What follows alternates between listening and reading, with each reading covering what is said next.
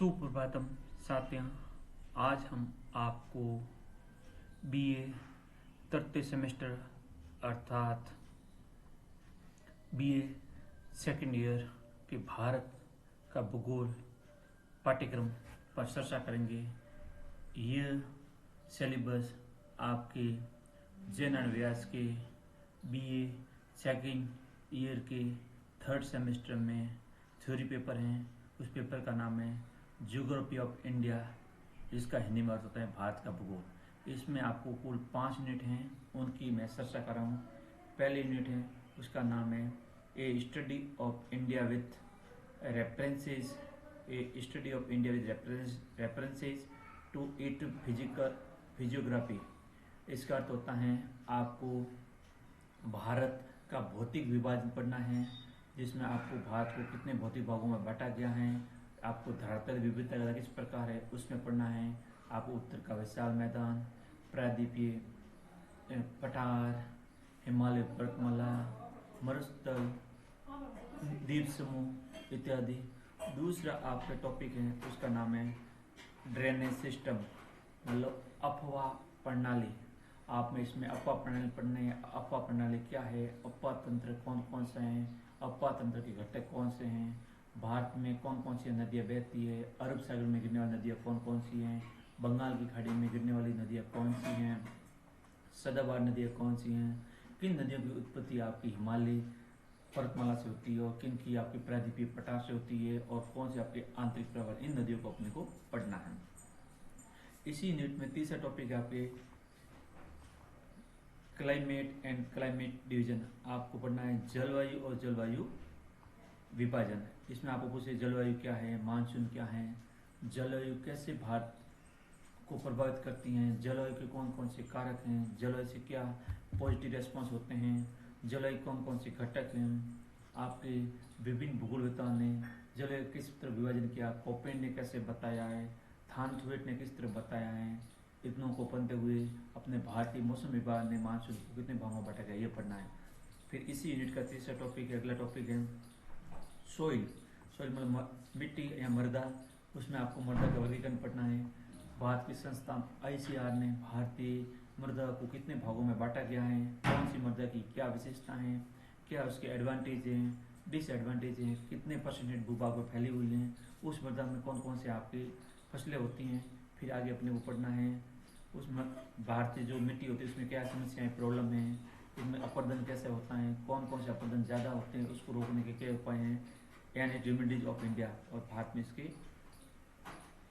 समस्या और इसका उपचार करना अपने को ये है। फिर इसी यूनिट का अगला टॉपिक है नेचुरल वेजिटेबल, मतलब आपको प्राकृतिक वनस्पति पढ़ने हैं। इसमें आपने को वन संपदा पढ़ना है, भारत में कौन कौन से वन हैं, कौन से वन की क्या विशेषता है, प्रमुख वनस्पति कौन सी है, सदाबहार वन क्या होते हैं, पतझड़ वन क्या होता है, मरुस्थलीय वन क्या होते हैं, पर्वतीय वन क्या होते हैं, उनको प्रकार पढ़ते हुए उनका भारत में वितरण। मतलब ये टॉपिक आपके ऐसे हैं कि प्रत्येक टॉपिक का मानचित्र से सीधा रिलेशन है, और ये सेम के सेम टॉपिक आगे अपन थर्ड सेमेस्टर में ही प्रैक्टिकल भूगोल में पढ़ेंगे। इन सबको अपन मानचित्र में अपन इसमें ड्रॉ करेंगे। फिर अगला है अपना है फॉरेस्ट रिसोर्सेज, इट्स इम्पोर्टेंस। आपको वन संसाधन पढ़ने हैं और इसका क्या महत्व है, क्या उपयोगिता है, वन हमारे लिए किस तरह आर्थिक रूप से महत्व है, किस तरह से आपके सामाजिक रूप से महत्व है। और फिर आगे इसी में पढ़ना है डिफॉरेस्टेशन, वनों का विनाश कैसे हो रहा है, वन काटने के क्या कारण हो सकते हैं। फिर अपने को भारत में वनों को संरक्षण के लिए अपनाए जाने वाले सामाजिक, सामुदायिक और सरकार द्वारा क्या प्रयास है वो पढ़ने हैं। ये पहली यूनिट है। वैसे तो आपकी पहली यूनिट बहुत बड़ी है, लेकिन फिर भी अपने को अपने सिलेबस और यूनिवर्सिटी के पाठ्यक्रम के अनुसार तय समय में पूरा करना है। अगला यूनिट है, सेकेंड यूनिट है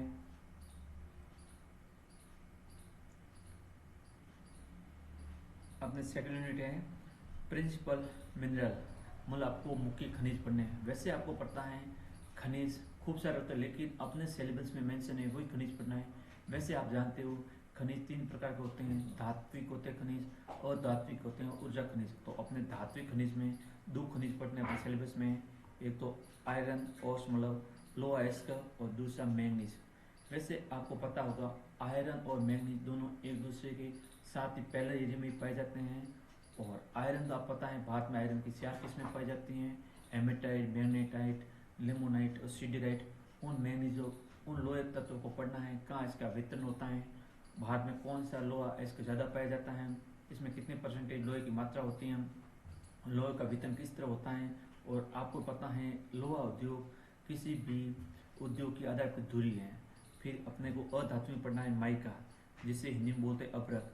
अपने अभ्रक पढ़ना है, अभ्रक का क्या यूज है, अभ्रक कितने प्रकार के होते हैं, वितरण। तो आपको पता है अभ्रक को अपन खनिजों का बीमार बच्चा भी बोला जाता है।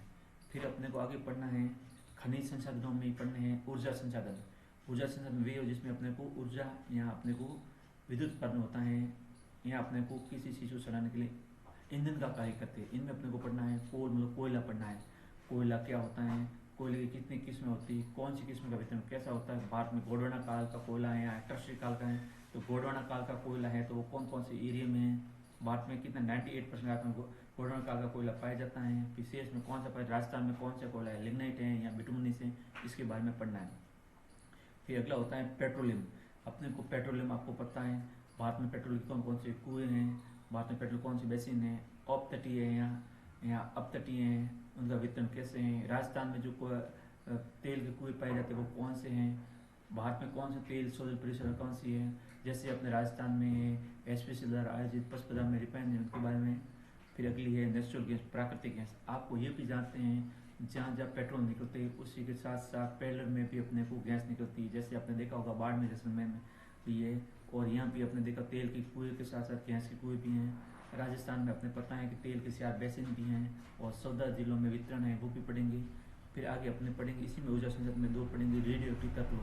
पहला है यूरेनियम और दूसरा थोरियम। यूरेनियम आपको पता है इससे यूरेनियम बहुत ही शक्तिशाली होता है और इससे ऊर्जा उत्पन्न हो सकती है। इसी तरह थोरियम थोरियम पाया जाता है, थोरियम मुख्यतः केरल में पाया जाता है। फिर अपने को पढ़ना है हाइड्रो इलेक्ट्रिक मतलब जल विद्युत। अपने को जल को स्टोरेज करना बांधों वगैरह में, फिर उसी को अपने पन विद्युत उत्पन्न करना है, इस तरह करते हैं। कौन कौन से प्रोजेक्ट चल रहे हैं ये पढ़ना है। फिर इसी टॉपिक में अपने को पढ़ना है यूनिट में मेजर इंडस्ट्रीज। अपने को मुख्य उद्योग कौन कौन से, तो अपने उद्योग में वही है जो अपने खनिज है। पहला है आयरन एंड स्टील, अपने को लोहा और इस्पात उद्योग पढ़ना है। फिर दूसरा होता है बाद में कॉटन टेक्सटाइल मतलब अपने को कॉटन मतलब कपास उद्योग कपड़ा उद्योग को पढ़ना है। फिर आगे अपने को शुगर इंडस्ट्री मतलब अपने घना उद्योग, फिर सीमेंट उद्योग, और नेक्स्ट है पेपर और पल्प मतलब कागज और लुगदी उद्योग। इन उद्योग को पढ़ना है। उद्योग का स्थानीयकरण कैसा होता है, उद्योग की स्थापना के लिए बेसिक चीज़ क्या क्या होनी चाहिए, भारत में किस एरिया में उद्योग ज़्यादा है, उद्योग के लिए कौन कौन से चाहिए, आपको लेबर चाहिए, पूंजी चाहिए, ऊर्जा चाहिए, विद्युत चाहिए, मार्केट चाहिए, ये सब से इसी सारे सरकार की नीतियाँ भी निर्भर होती हैं, इस आधार पर होते हैं। ये अपने 2 यूनिट हैं, ठीक है। अपने 30 यूनिट है एग्रीकल्चर मतलब हिंदी में बोलते हैं कृषि। इसमें कृषि में अपने को क्या पढ़ना है, major characteristics and problem of Indian agriculture. अपने को भारतीय कृषि की प्रमुख विशेषताएं पढ़नी है और इसकी क्या क्या समस्या हैं। भारतीय कृषि ऐसा बोला जाता है भारतीय कृषि मानसून का जुआ है, क्या है इसके बारे में पढ़ना है। भारतीय कृषि में कौन सी कृषि की जाती है, कृषि के प्रकार कौन कौन से हैं इसमें पढ़ना है। कि कृषि में अपने को कौन सी है, सीढ़ीदार खेती क्या होती है, कृषि के अलग अलग प्रकार के रोपण खेती क्या होती हैं, ट्रक फार्मिंग क्या होती हैं, तो फसल चक्र क्या होता है, इस तरह अपन पढ़ेंगे। उसके बाद अपने पढ़ने भारत के प्रमुख एग्रीकल्चर क्रॉप में फसलों को पढ़ना है। वैसे आपके ये प्रैक्टिकल में भी टॉपिक हैं, फसलों को आपको मानचित्र में आपको डिस्ट्रीब्यूट या दिखाना शो करना है। तो कौन कौन सी फसलें हैं, इनमें से पहली फसलें जैसे वेट मतलब गेहूँ, गेहूँ पढ़ते अपन पता खाद्यान्न की फसलों में गेहूँ और चावल दोनों को पढ़ना है। गेहूँ का उत्पादन कहाँ होता है, कौन से एरिया में होता है। जैसे आप जानते हैं राजस्थान में गेहूँ एक रबी की फसल है, तो भारत में भी गेहूँ की कौन कौन सी किस्में होते हैं, गेहूँ की कौन कौन से एरिया होते हैं, और गेहूँ में कितने परसेंट भाग में बांटा जाता है, यहाँ की जलवायु कैसी रहती है, मिट्टी परसेंटेज सब देख पढ़ना है अपने भौगोलिक परिस्थितियाँ पढ़ते हुए। फिर अपने को पढ़ना है राइस एंड चावल। अपने पता है चावल आज के लोगों का मुख्य जो खाद्यान्न है वो चावल है। तो चावल कहाँ का वितरण होता है, चावल कौन सी मिट्टी में होता है, चावल भारत कितने भाग पर होता है, ये पढ़ना। उसके साथ साथ अपने को पढ़ना है शुगर कैन मतलब गन्ना, गन्ना कहाँ होता है। फिर उसके बाद में अपने को पेय पदार्थ में पढ़ना है टी और कॉफ़ी, अपने को चाय, आपको पता है कि चाय के बिना तो सुबह भी नहीं होती है। उसके बाद में अपने को पढ़ना है कॉटन मतलब कपास, कपास को राजस्थानी भाषा में बनिया भी बोलते हैं, कपास से वस्त्र बनते हैं, इसको पढ़ना है। ये तो आपके मेजर क्रॉप है। उसके बाद में अपने को पढ़ना है इरिगेशन और इरिगेशन सोर्स, अपने को सिंचाई और सिंचाई के कौन कौन से साधन हैं, परियोजना कौन सी है, लघु वर्ग परियोजना है, मध्यम परियोजना, लघु विद्युत परियोजना कौन कौन सी है, सिंचाई की परियोजना कौन सी है। फिर इसके साथ ही साथ अपने को मेजर प्रोजेक्ट पढ़ने हैं जो विदेश का, इसमें से अपने को 2 टॉपिक दिया हुआ है, एक तो है भाखड़ा नागल प्रोजेक्ट और दूसरा है दामोदर वैली कॉर्पोरेशन। भाखड़ा नागल परियोजना जो आपके पंजाब हिमाचल प्रदेश में, दूसरे दामोदर है जो पश्चिम बंगाल वगैरह में है। इनको अपने को पढ़ना है। ये 3 यूनिट हो गई। 100 यूनिट है अपने पॉपुलेशन संबंधित। पॉपुलेशन मतलब जनसंख्या। आपको पता है अब अपने को ये जनसंख्या का टॉपिक पढ़ना पर साथ ही आपको प्रश्न पता है कि अभी लेटेस्ट जनगणना भी शुरू होने वाली है, तो इसमें अपने को क्या पढ़ना है, जनसंख्या में पढ़ना है इसका ग्रोथ मतलब वृद्धि दर पढ़ना है, फिर इसका डिस्ट्रीब्यूशन, इसका वितरण और इसका घनत्व। तो जनसंख्या का वृद्धि, वितरण और घनत्व, ये 3 टॉपिक पढ़ना है। उसके बाद में फिर अगला पढ़ना है ट्रांसपोर्ट में मतलब है परिवहन, यातायात। यातायात में भारत में कौन कौन से संसाधन यातायात के हैं, उसमें पहला रेल, दूसरा है रोड मतलब सड़क परिवहन, तीसरा वाटर मतलब जल परिवहन और चौथा एयरवे मतलब वायु परिवहन। इनको पढ़ना है।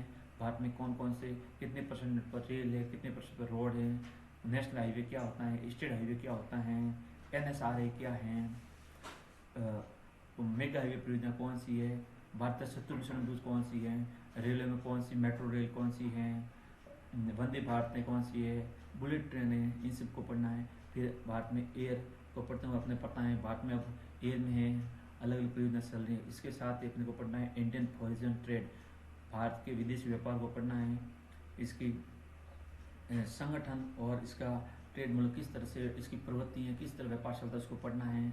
साथ ही अपने को पढ़ना है कंसेप्ट ऑफ स्मार्ट सिटी। आजकल ये कंसेप्ट चल रहा है स्मार्ट सिटी क्या है, भारत में कितनी स्मार्ट सिटियाँ हैं, स्मार्ट सिटी के लिए क्या कंडीशन है, वो पढ़ना है। फिर अपने को पढ़ना है सेज स्पेशल इकोनॉमी जोन, विशेष आर्थिक क्षेत्र। ये 4 यूनिट हैं। अंतिम यूनिट आपके है सिलेबस में 5 यूनिट, उसका नाम है रीजनल ज्योग्राफी। अपने को क्षेत्रीय भूगोल पढ़ना है। उसमें अपने भारत के जैसे भौतिक भागों में बांटा है, उसमें क्षेत्रीय में एक तो पढ़ना है कश्मीर वैली, भारत का हार्ट, भारत का दिल बोलो, कश्मीर वैली, कश्मीर घाटी पढ़नी है। दूसरा छोटा नागपुर पठार, भारत का रूट, भारत के खनिजों का हृदय, ये पढ़ना है। उसके बाद में अपने पढ़ना है मालाबार कोस्टल रीजन मतलब आपको मालाबार तटीय क्षेत्र पढ़ना, मालाबार तटीय क्षेत्र मतलब आपको वही पढ़ना है, अपना पश्चिमी तटीय क्षेत्र को पढ़ना है। और फिर आपको पढ़ना है मिडिल गंगा बेसिन प्लेन मतलब आपको मध्य गंगा मैदान। ठीक, धन्यवाद। अभी आपको 3rd सेमेस्टर के भारत के भूगोल के सिलेबस पे बताया। अगली क्लास में हम बताएंगे आपको 3rd सेमेस्टर प्रैक्टिकल भूगोल के बारे में। धन्यवाद।